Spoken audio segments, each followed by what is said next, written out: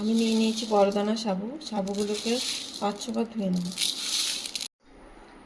সাবুগুলো পরিষ্কার হয়ে গেছে। এবার আমি এগুলোকে 1.5 থেকে 2 ঘন্টা ভিজিয়ে দেবো।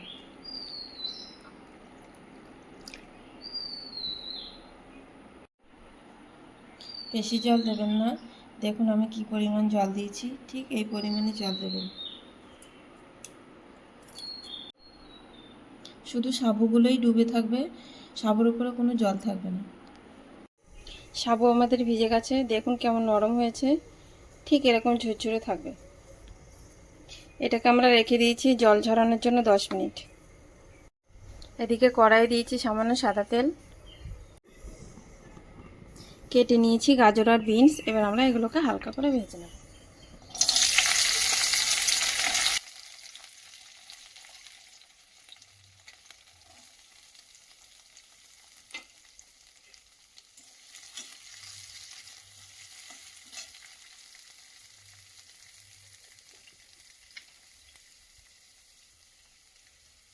দিয়ে দেবো সামান্য লবণ। ভাজা প্রায় হয়ে গেছে। আমি এর মধ্যে এবার দিয়ে দেবো কাজু আর কিশমিশ। এবার এগুলোকে সামান্য একটু নাড়াচাড়া করব। এগুলো সবগুলোকে ভালোভাবে ভেজে নেব। ভাজা ভাজা হয়ে গেছে। এবার এর মধ্যে আমি দিয়ে দেবো সাবুদানা।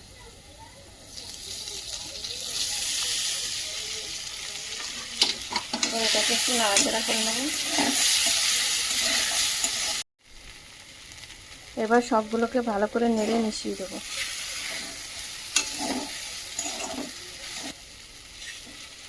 এভাবে আস্তে আস্তে নাড়তে থাকবেন। দিয়ে দেবো আর একটু স্বাদ মতো লবণ,